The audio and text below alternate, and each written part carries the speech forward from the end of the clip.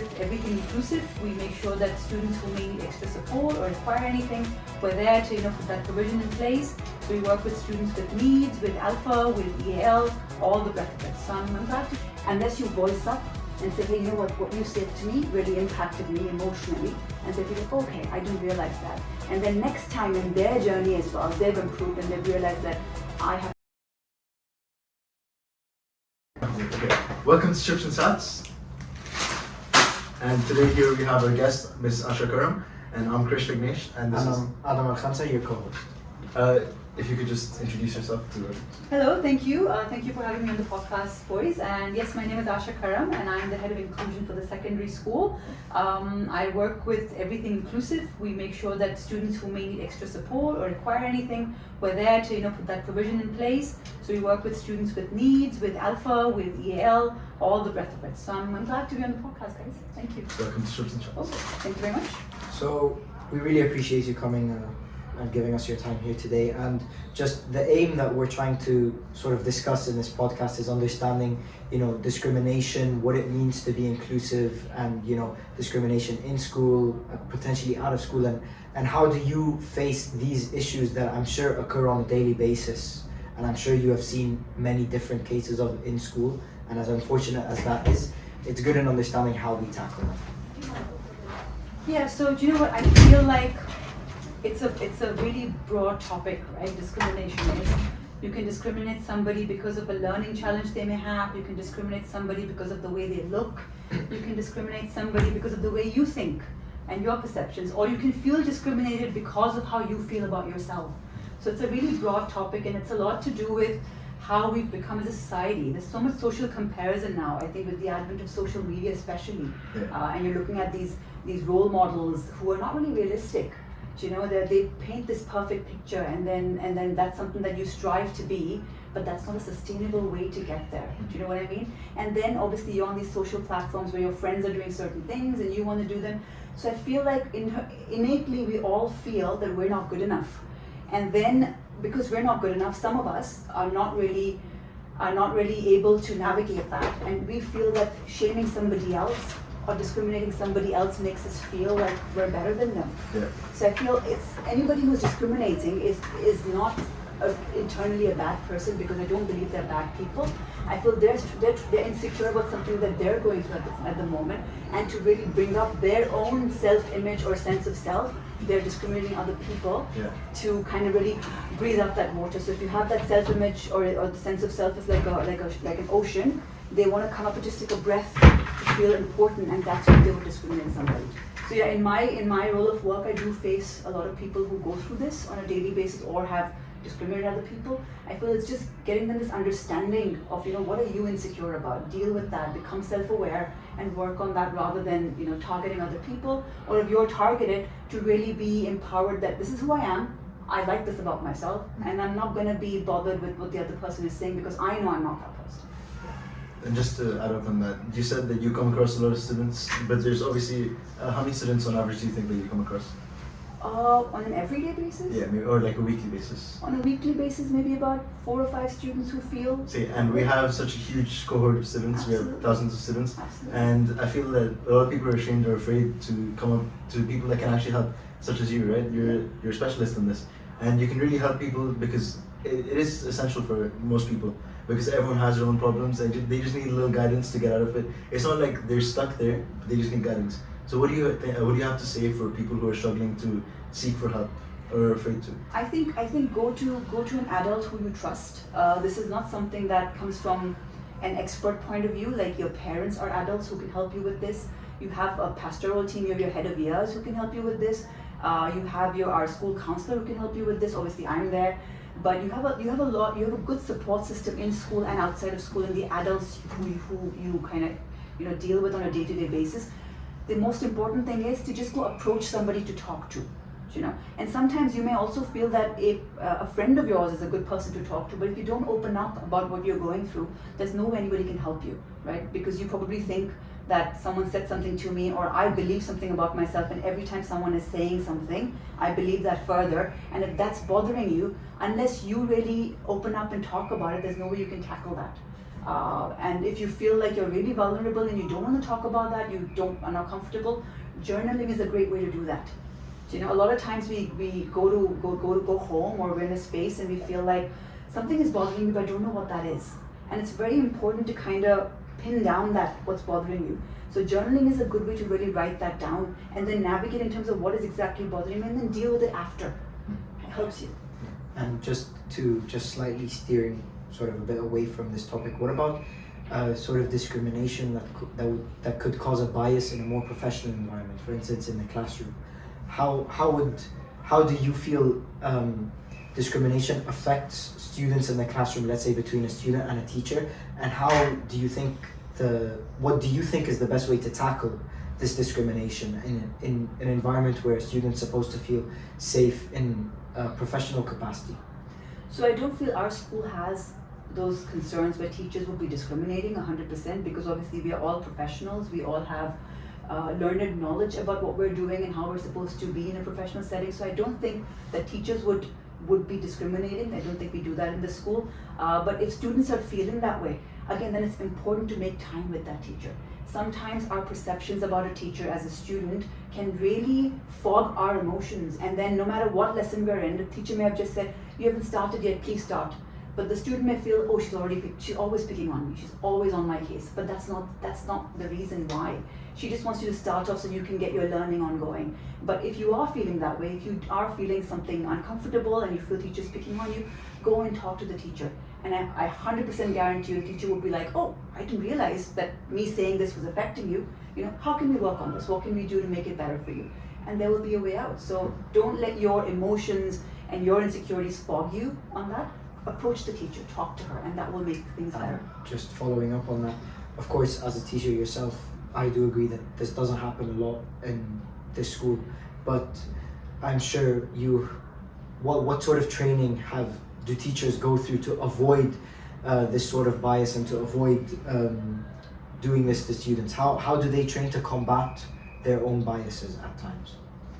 It's a really good question, actually, because obviously we are all not born, but conditioned as we're growing older. We're all born the same, we all think the same, but as we grow older, we're conditioned with the way our parents trained us, or in the communities we've been conditioned to. So yes, we all carry our personal biases, but I feel during teacher training and during staff inductions, there's a massive message going on about inclusion and diversity, especially in international schools, because teachers are aware that the number of students that they teach from diverse cultures, population, learning needs, differences is massive.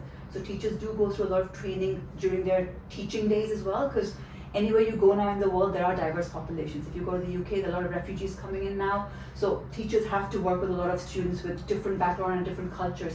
So they're educated, the education system for teaching is evolving in that direction. And also working in an international school, the hiring process involves making sure that teachers coming into the new school are aware of these things and are coming from international backgrounds where they've taught international cohorts before. So that's the way we kind of navigate those issues, where then you have to make sure that your personal biases are not leading into your professional practice. Does that make sense? It does, yeah. And I just want to touch up on something that you mentioned earlier about, especially within teenagers, social media has been rising so much, and that also leads to discrimination. Can you just explain how people can maybe understand why it's wrong, things like that, with students? So I feel like social media is a great way to communicate with your friends, but I feel that's cutting off the personal connections that you have with your friends. And when I'm talking to you per se, and I can say something to you, right? My words, my tone of voice, my body language, all of that will be the communication source to you, right? So if I say something to you, it will not come across as rude or mean, or if it's rude and mean, then my body language will showcase that to you. But on social media, what's happening is it's just words. And then you have your emojis and stuff, but I don't feel they really communicate that well as a person to person would be. So there could be a lot of misinterpretation of messages. There could be a lot of messages not coming from the heart. So you may like a person's post and say, great, but inside you'll be like, okay, I should have done this, or why am I not here? So it's not really communicating your true feeling in that sense. So I feel that's the difference. That social media or social, sort of that is disconnecting us from the personal one-to-one space. And getting back to your question in terms of how can we navigate through those things, it's obviously being self-aware of our usage of social media and how important it is to us. Is it something that we're using to keep connections with old friends, which I think is important? Yes, you need to connect with old friends if you're not in touch with them. But if it's an ongoing thing that you've met a friend in school, then you're on their Facebook page and you're responding to their messages, you're just in a mall. You're in the mall all the time trying to, shop around and then, look at other people's expectations and get on with that expectation. So if you've seen a WhatsApp message and you're like, I've seen it now to respond to it. So that urgency of always being there and being responsive is something that's really taking up a lot of our brain space. So I feel being mindful of, okay, this is my downtime and I don't want to use social media now. I have this half an hour of social media time and I'm going to do all my social media, likes and comments and posts on this time. If you just keep that time for yourself for social media and then steer away from it, I think that will really help us, stay real in real time. And also another thing that I've noticed, like personally in social media, is I've met so many people in real life, and like comparing them with their social media and their online profiles is like, for example, some people would just post when they're having a lot of fun, for example, and doing things that are considered cool to an extent. Like for example, if they're like night parties with like a bunch of friends, things like that, but then they don't really reflect their true personality because they're afraid that they're going to get judged and face a sense of discrimination. So it's always like a big problem that I see, especially with teenagers, because I see one person who has these interests and these hobbies and they do that more than the cool stuff, but they never try to showcase that because they're afraid that they're going to get discriminated, because there's always the cool people and the weird people, just set off by society. Absolutely. And I feel like it's a huge problem nowadays. It's a massive problem, and I feel like the fear of judgment. Like you said, some people are interested in certain things. I know some kids who love doing gymnastics and cooking, some boys, but they would never come out and showcase that on social media because fear of judgment. And again, because of that whole discrimination, that I'll be discriminated if I am seen in this light, is something that is we have to kind of support students with, because empowering them with who they are and accepting them first themselves is important before you expect anybody else to accept you. So it's important that you say, okay, this is who I am and I'm happy about the way I am. I'm accepting of who I am. It's only when you do that, and you'll see that a lot of men are chefs, but they're accepting of who they are. Unless you accept who you are, you can't really gain acceptance from anybody else.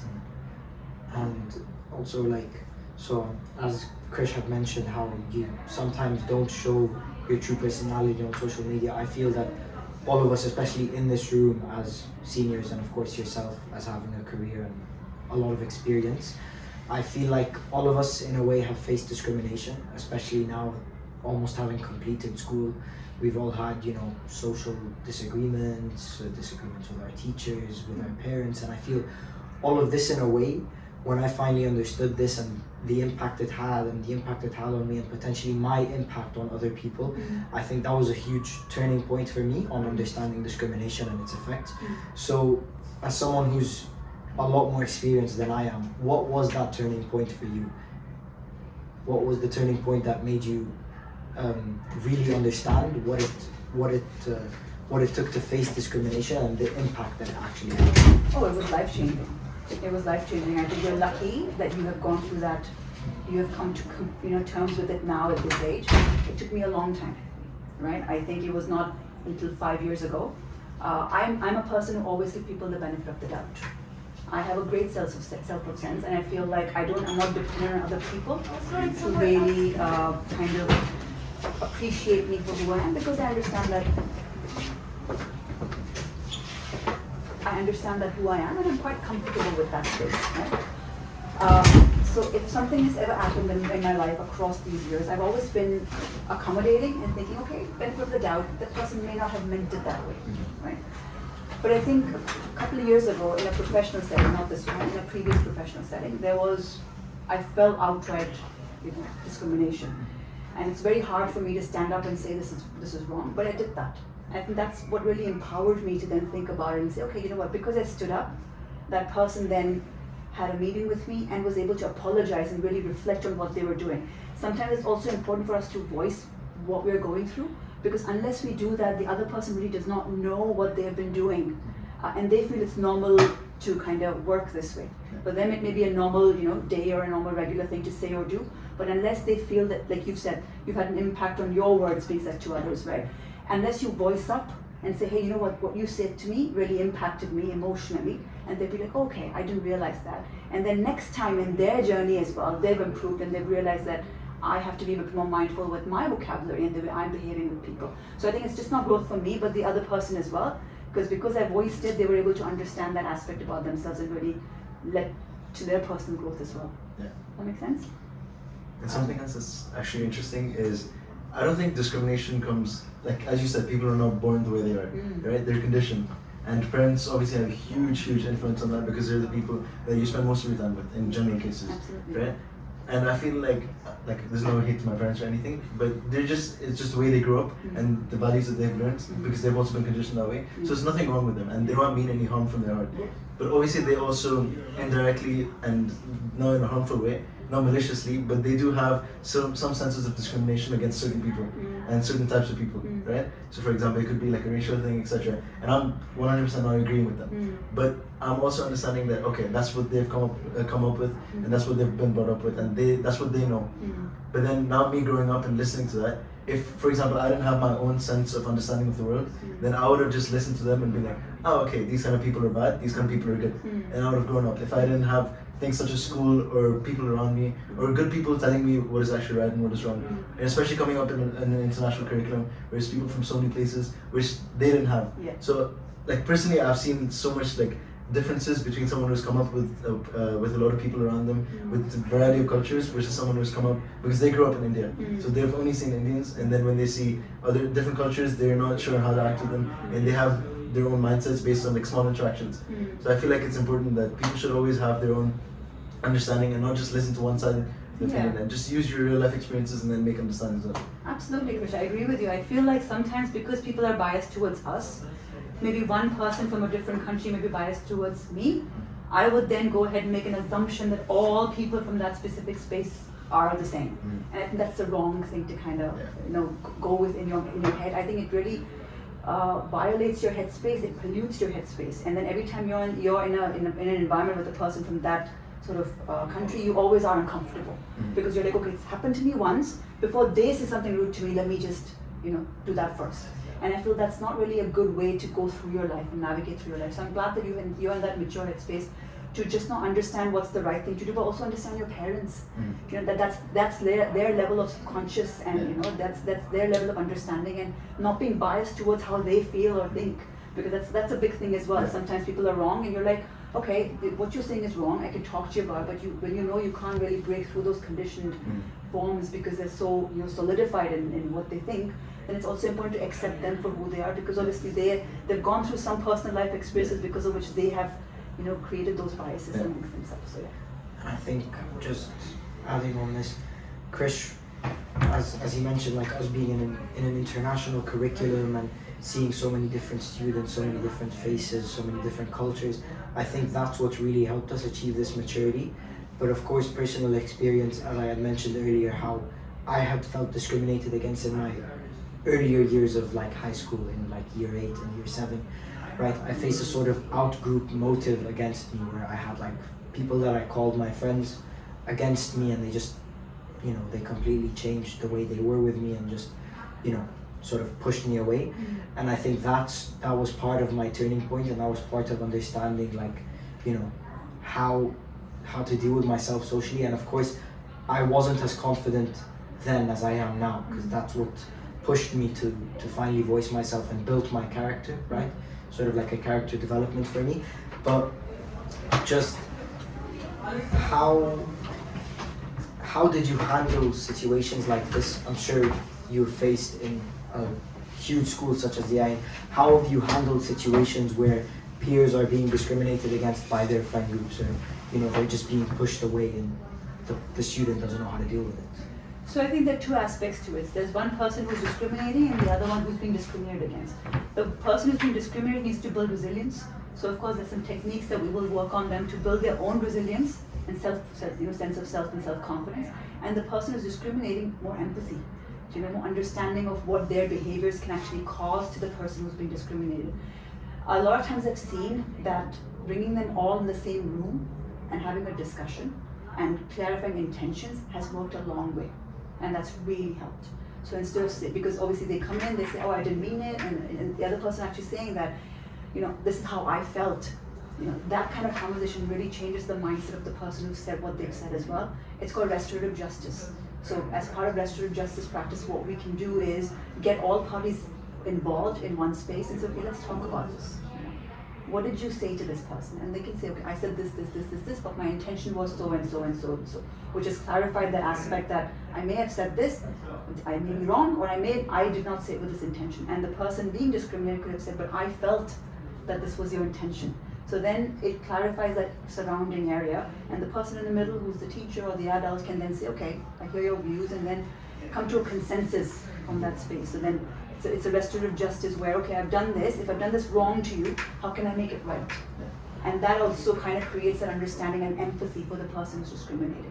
That's a powerful technique. And would you take the same approach to bullying as a result of discrimination, when someone is bullied, maybe verbally or even physically?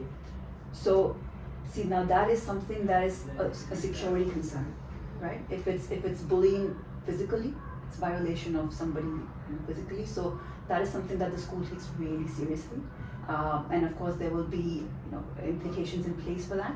But once those implications have been in place, again, then we'll regroup and we'll have a chat about that, because I think that's very important. That yes, you go through a consequence because of the extreme action that you've taken for somebody, in a school environment where you shouldn't be doing that. So yes, that extreme action is, you need to have some punitive steps in place to then understand that there are consequences for such actions. But when they're back into a more quieter headspace, then getting everybody together and doing that reflection is also important. Yeah. And there's, no, go ahead. So there's also like a very thin line between like stereotyping and discrimination, which I think a lot of people get confused. Yeah. Because obviously stereotypes can be positive, negative, it can be anything, right? And can you just touch upon how it could intersect? I think what we get away with stereotyping, but it's mostly discrimination. It's labels. Every time we label someone as a good student, oh, he's a nerd. So a good student will be called a nerd. So it's labeling people, right? So I think it's not right to stereotype at all. Everybody is an individual. They're unique in their own way. They have certain qualities that are suitable to them. They have certain challenges that they're navigating with and learning from. Like, you clearly said that you've navigated through a journey of empathy and resilience, because you were on either side. So I think that's powerful. And that's why you've become the mature person that you have at this point, right? So I feel it's important to understand that and work through that then. Yeah. And what about cases that are potentially even outside of school? How have you dealt with any sort of situation similar to anything we've mentioned that's happened outside of school, or has even linked from in school to outside of school, especially with social media, all of those works? So I think outside of school I've not dealt with our students 100%, but in my personal space, it could be my daughter who's dealing with some things with her friends, and that's when I can navigate and support her with. But no, outside of school I think I haven't really involved myself with social media aspects or any other discrimination aspects with students. Yes, we've contacted parents and made sure that they're doing the right thing that they have to do. But apart from that, no, I wouldn't have that visibility for any child outside of school unless they're a personal friend and they've asked me for support, but I haven't had that. Or anything personal that you wouldn't mind sharing? So yes, I can share one incident. Last year, my daughter, she has a best friend, by the way, who has been her friend since primary. She's 13 now, and last year they had a little bit of a fallout. And she was like, okay, she's going to talk to me. I'm not going to bother with her anymore. I was like, okay, fine, up to you. It's your space, do whatever. But every day after school, she would talk about that friend. Oh, you know what? Today we were sitting, and she side-eyed me, and so forth and so forth. And then after 3 days, I said, you know what? Every day I sit with you, you speak about the same friend. She's like, yeah, I know. I was like, you know why? She's like, why? I was like, because she means a lot to you. Because you need to go out to her, catch up with her, and say, hey, can we talk? And sort this out. She's like, no, I don't think she'll be open to talking to me. I was like, then you know what? Then either you kind of forgive and forget and let go of this relationship, or sort it out. Because every day we meet, she's the first person you talk about. In a negative space, but it is bothering you that she's, you guys are not friends yet. So my daughter, good on her, she took my advice. She went to school the next day, she said, hey, can we talk? and they sat down and they clarified all the misunderstandings that they had, and they're still friends, which is fantastic. So I think sometimes our own misunderstandings and our own sort of, interpretations of things can lead to, we falling out with friends, and we don't need to do that. One can be a more mature person and let go of the ego and say, hey, can we just talk? And the other person can say, I don't want to talk to you, or can say, about what? Say, I just want to sort things out. Whenever you're in the right headspace, let's meet up.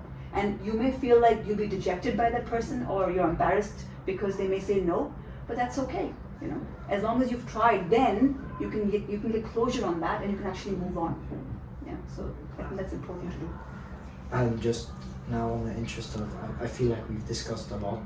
So, what would you say is the best thing that we can do to sort of raise that awareness, or just like give a general message to everyone watching on what can be done to avoid these difficult social situations?